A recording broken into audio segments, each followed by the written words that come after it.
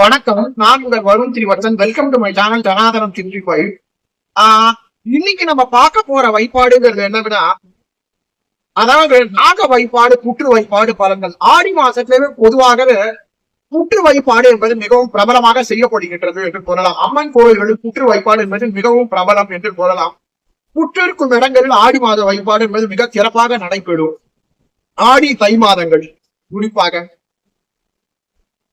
ஆடி மாத வெள்ளிக்கிழமை, செவ்வாய் வெள்ளிக்கிழமைகளில் புற்றுக்கு பால் வார்த்து வைப்படுதல் என்பது நம் தமிழக மரபு சார்ந்த கலாச்சாரங்களில் ஒன்றாகும்.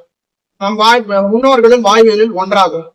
சரி, இப்ப நாகதோஷம் நீங்குபவர்கள் இருக்க வேண்டியவர்கள் நாக வைப்பாடு செய்வதனால் ஏற்படும் அபரீதமான பலன்களை பார்க்கும். குறிப்பாக புற்று வடிவை, நாகத்தின் வடிவம், புற்று வடிவம், கிளை வடிவம் என்று இரண்டு உள்ளது.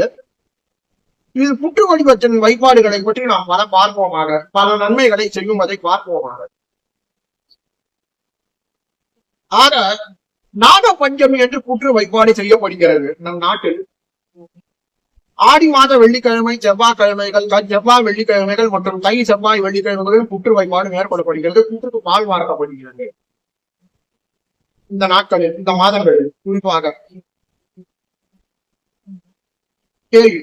வருவோம் வார்கள் விஷயத்திற்கு. முதலில் புற்று வைப்பாட்டிற்கு நாம் செல்வோம் என்றால், நாகசக்தியின் வைப்பாடு என்பது அபரிதமான பலன்களை கொண்டு நமக்கு வழங்கக்கூடியது என்பது ஒன்று. நாகத்தை தெய்வமாக வைப்படும் என்பது நம் இந்து மத கலாச்சாரத்தின் மிகப்பெரிய பண்பாடாகும், வாழ்வியல் முறையாகும். நாக வைப்பாடு என்பது அது சிலை வடிவாகவும் உண்டு, புற்று வடிவாகவும் உண்டு. இப்பொழுது நாம் பார்ப்போம், ஒருவருக்கு நாகதோஷத்தில் ஏற்படும் நாக வைப்பாடு எதற்காக செய்கிறார்கள் என்றால், நாக வைப்பாடை, அதாவது பல நன்மைகளை அளிக்கக்கூடிய நாக வைப்பாடு எவ்வாறு செய்ய வேண்டும் என்றால், முதலில் காலையில் இந்த ஆடி மாத செவ்வாய் வெள்ளி போன்ற, தை வெள்ளி, செவ்வாய் வெள்ளிகள் போன்ற நாட்களில் முதலில் காலையில் புற்றிருக்கும் இடத்திற்கு சென்று, அதாவது கோவிலாக இருக்கலாம், இல்ல வெட்டவெளியாக இருக்கலாம், எங்கிருந்தாலும் புற்று வைப்பாடு என்பது சால சிறந்ததுதான். ஏனென்றால் அதில் தெய்வம் குடிக்கொண்டு இருக்கிறது நம்பப்படுகிறது நம் இந்து மத கலாச்சாரத்தின்படி. நாகம் 6-8 நாகங்கள் உள்ளது என்று நம்பப்படுகிறது. அம்மன் இருக்கிறார்கள் என்று நம்பப்படுகிறது. குறிப்பாக அம்மன் வைப்பாடு, புற்று வைப்பாடு செய்திருக்கிறது. நாம் நாகாத்தம்மன் போன்ற பெயர்களால் கூடி வைப்படுகிறோம் அன்னையை. அங்கே சென்று முதலில் சாணத்தால் மெழுகி கோலமிட வேண்டும். அந்த இடத்தில் பசுஞ்சாணத்தால் மெழுகி, பிறகு அந்த இடத்திற்கு சென்று தீபம் ஏற்றி வைத்து, காலை மாலையில் 2 வேளைகளிலும் தீபம் ஏற்றி அந்த இடத்திற்கு சூடம் காட்டி வைப்படுவது சிறப்பு. மற்றும் பால் நெய்வேத்தியம், அதாவது பால் நெய்வேத்தியம் என்றால் பால் ஊற்றி வைப்படுதல் அல்ல, ஒரு சொம்பில் பால் வைத்து நெய்வேத்தியம் செய்து வைப்படுவது சிறப்பு. மற்றும் தூபம் காட்டி வைப்படுவதும் சிறப்பு. நாகப்பூற்று தீபம் காட்டி வைப்படுதல், கற்பூரம் கூடம் ஏற்றி வைப்படுவதும் சிறப்பு நாக சன்னதியில். 2, எதற்காகெல்லாம் நாக வைப்பாடுகள் மேற்கொள்ளப்படுகின்றன என்று பார்த்தால், முதலில் திருமண தடை தோஷம் நீங்க நாக வைப்பாடு மேற்கொள்ளப்படுகிறது. மற்றும் முகம் பிரசவம் நடக்க வேண்டி நாக வைப்பாடு மேற்கொள்ளப்படுகிறது புற்றில். அதற்கு பிறகு படிப்பில் நன்றாக கல்வி முன்னேற்றம் உண்டாக வேண்டும் என்று சொல்லப்படுகிறது. அதற்கு பிறகு குழந்தைகள் சில பேருக்கு கல்வியில் மந்தமாக அல்லது உடல் பிரச்சனைகள் இருந்தால் அவற்றுக்கும் நாக வைப்பாடு மேற்கொள்ளப்படுகிறது. ஒருவர் கேது தசை நடக்கிறவர்கள், கேது தோஷம் உள்ளவர்கள் குறிப்பாக என்ன செய்வார்கள், நோய் அண்டாமல் இருக்க புற்று வைப்பாடு செய்வார்கள். 5, 6வதாக நாம் ராகு கேது தோஷம், மகாதசை தோஷம் நடப்பவர்கள் புற்றுக்கு சென்று அங்கே வந்து அவற்றிற்கு பால் பழம் சமர்ப்பித்து அந்த தோஷத்தில் அந்த இடத்திற்கு புஷ்பம் விட்டு ஊதுவத்தி தூபம் காட்டி வைப்படுவார்கள். இதனால் நாகதோஷம் நீங்கும் என்று நம்பிக்கை. பொதுவாக நம் தமிழ்நாட்டில் பார்த்தோம் என்றால், நாக கோவில்களில் எவ்வாறு வைப்பாடு செய்வார்கள் என்றால், சில பேர் வந்து புற்றுக்கு மஞ்சள் இட்டு வைப்படுவார்கள். நம் தமிழ்நாட்டில் சில இடங்கள் பார்த்த புற்று முழுக்க மஞ்சளை தூவி அதன் மீது குங்குமம் விட்டு வைப்படுவார்கள். சுமக்கலி பெண்கள் அதன் மீது வந்து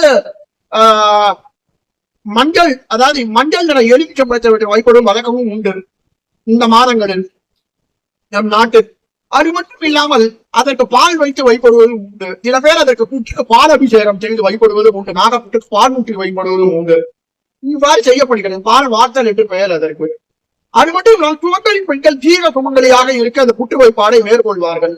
ஆக இன்னும் என்று பார்ப்போம் என்றால், சில கோவில்கள் புற்று மண்ணே பிரசாதமாக தரப்படுகின்றன. உதாரணத்திற்கு நாம் சில கோவில்களை பார்க்க வேண்டும் என்றால், நாகர்கோவில் என்று முதலில் உள்ளது. தமிழ்நாட்டில் உள்ள நாகர்கோவில். நாகர்கோவில் தலைநகரத்தில் உள்ள ஊரில் உள்ள இடத்தில் நாகராஜாக்கே தனி கோயில் ஒன்று உள்ளது.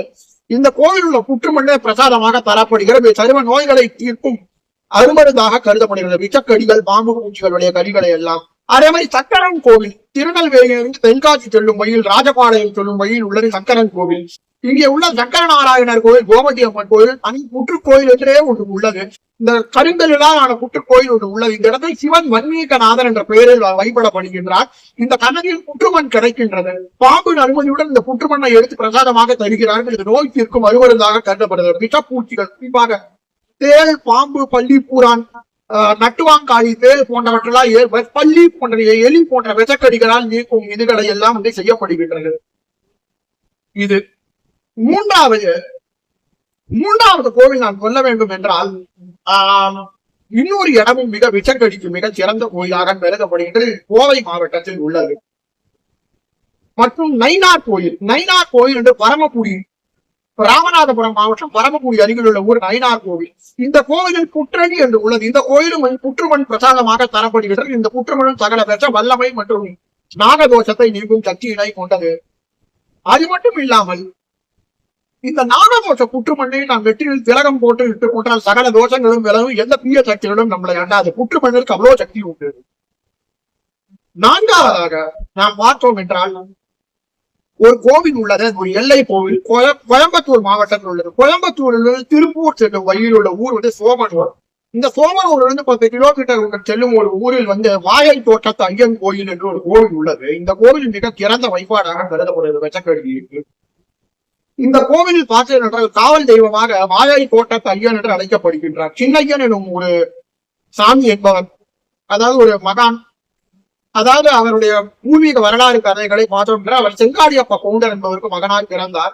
சிறிய வயது கல்வி வரை படித்துவிட்டு சிறுவயது கல்வி வரை படித்து விட்டார். பிறகு தன்னுடைய தந்தையாரின் பொறுப்படி அவர் வந்து மாடு மேய்க்கும் தொழிலை கொண்டார். அப்பொழுது ஒரு நாள் அவர் மாடு மேய்த்து கொண்டிருக்கும் போது அந்த இடத்தில் ஒரு நாள் அவர் தினமும் என்ன செய்வார் என்றால் அங்கு உள்ள ஒரு தோப்பில் மாடுகளை மேய்த்துக் கொண்டிருக்கும் போது மேய்ச்சலுக்கு விடும்போது சில கற்களை ஆழ்வாய் அடுக்கி அதனை நாம் சிவலிங்கமாக வழிபடுவது, தினமும் அதை சிவன் பூஜனாக செய்வது உண்டு. ஒரு நாள் ஒரு சித்தர் வந்தார் அந்த இடத்திற்கு. பக்கத்திலே ஒரு பாம்பு கூட்டு இருந்தது. பக்கத்தில் ஒரு பாம்பு ஒன்று தலைவெடுத்து ஆடி கொண்டிருந்தார். சின்னையனுக்கு இதனை கண்டு பயம் ஏற்பட்டது. அப்போது அந்த சித்தர் கூறினார், மகனே பயப்படாது, நான் இந்த பாம்பை நகர சொல்லேன் என்று கொள் என்று என் வாயால் கூறி அந்த பாம்பை ஆடாமல் அசையாமல் இரு என்று கூறு அப்படின்றார். உடனே அந்த சித்தரின் வாக்கு கட்டுப்பட்டு பயந்து கொண்டு சின்னையன் சொல்ல அந்த பாம்பு ஆடாமல் அசையாமல் என்றது. உடனே அந்த சித்தர் சாமி யார் என்று கேட்க அவர் மறைந்து விட்டார். பிறகு சின்னையன் அவர்கள் வந்து பார்க்கும் போது அந்த சித்தர் ஒரு இடத்தில் காட்டி கொடுத்தார் என்று கொல்லப்படுகிறது. அவருக்கு அந்த சித்தர் வந்து இவருக்கு சர்வ விசகாரண மந்திரத்தையும் பஞ்சாட்சர மந்திரத்தையும் உபதேசித்தார் என்று சொல்லப்பட்ட அன்றிலிருந்து இவர் பலருக்கு விஷக்கடிகளுக்கும் மருத்துவரானார்.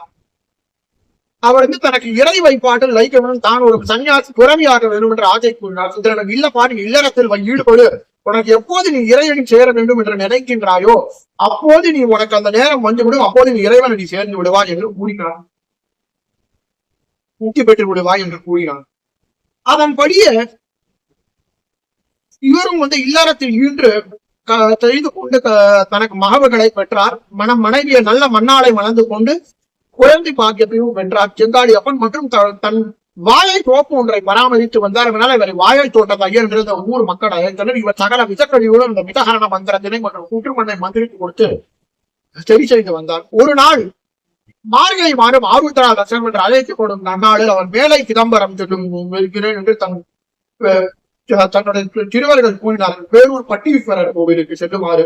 ஆனால் தான் வரவில்லை, நான் கைலாயம் செல்கிறேன் தன் குழந்தைகளிடம் கூறினார். அப்போது அவர் அன்புடன் வளர்த்து வந்த காலை பாடுகின்ற தன்னுடைய கூடிய கொம்பினால் அவருடைய வயிற்றில் முட்டியது என்று சிவபெருமானோட ஜீரி, அதாவது நந்தி தேவரே அந்த ரூபத்தில் வந்து அவரை அழைத்து சென்ற அங்கே வாயை ஆகிய சின்னையன் சாமி அவர்களின் உயிர் பிரிந்தது. பிறகு அந்த ஊரே அவரை வந்து ஒரு மரணத்தை கேட்டு சோகத்தில் ஆழ்ந்தது. அப்போது ஒரு நாள் வாயை தோட்டத்து ஐயன் வந்து என்ன செய்தார் என்றால் கனவில் தோன்றி தாம் இருக்கும் இடத்தில் ஒரு இடத்தில் நந்தி புதைந்து இருப்பதாகவும் நொய்யலாற்றின் கரையில் ஒரு சிவலிங்கம் கிடைக்குமாகவும் அதை கண்டெடுப்பதாகவும் தான் குடியிருக்கும் வாயை தோட்டத்தில் ஒரு கிழுவ மரம் இருப்பதோ அதற்கு அடியில் வைத்து பூஜை செய்து வருமாறும் என்று கூறினார்கள். பிறகு அந்த மக்கள் அவர் புதையுண்ட இடத்தில் வாயை தோட்டத்து ஐயனுக்கு கோயில் ஏற்பட்டு வழிபட்டு எழுப்பினர். அங்கே ஒரு கிழுவை மரம் இருந்தது. அப்போது அந்த மரம் பட்டு போய்விட்டது. அப்புறம் ஒரு இறங்கி மரம் தோன்றியது. இறங்கி மரம் ஒன்று அங்கே தோன்றியது. அந்த இடத்தில் பக்கத்தில் ஒரு புற்றும் முளைத்தது. இன்னமும் சரி இந்த புற்றுமண் அல்ல குறையாமல் அந்த கோயில் கட்டும்போது அந்த புற்றுமண் உள்ளே சென்று விட்டது. ஆனாலும் சரி இன்னமும் சரி இந்த புற்றுமண் வளர்ந்து கொண்டே இருக்கின்றது. யாராவது விஷக்கடியினால் பாதிக்கப்பட்டவர்கள் மற்றும் நாகதோஷம் உள்ளவர்கள் இந்த புற்றுமண்ணை எடுத்துக்கொண்டு பூச்சி கொண்டால் சகல விஷக்கடிகளும் நீங்குவதாக நமக்கு ஐயன் கோயிலுக்கு செவ்வாய் ஆடி வெள்ளிக்கிழமை மற்றும் மார்கழி திருவாதிரை போன்ற நாட்கள் ஐயன் கோயிலில் வெச்சை கூடுகிறது. ஆடி மாதம் தை மாதம் போன்ற நாட்களில் இங்கு புற்றுமண் வருமருதாக கருதப்படுகிறது. மற்றும் இங்கே நிறைய நாக பிரதிஷ்டை ராகு கேது தோஷம் உடையவர்கள் பிரதிஷ்டை செய்துள்ளார்கள். பொதுவாக நாகதோஷம் வைப்பாடு உள்ளவர்கள் சிலை வைப்பாடையும் செய்வார்கள். அதாவது எவ்வாறு என்றால் 10 நாட்கள் அதனை நெய்யில் வைக்கும், சில 10 நாட்கள் தண்ணீரை வைக்கும், அதன் அரசமர தண்ணீர் வைத்து வைப்படுவார்கள். நாக மரங்களில் நாக விக்கிரங்களை வைத்து அதுவும் நாகதோஷம் நீக்கமாக சொல்லப்படுகிறது. ஆக பல நன்மைகளை கொடுக்கக்கூடிய புற்று வைப்பாடை இந்த ஆடி மாதத்தில் சொல்கிறார்கள் என்பது நாம் நிறைய செய்திகளை கண்டு கொண்டோம். நன்றி, வணக்கம்.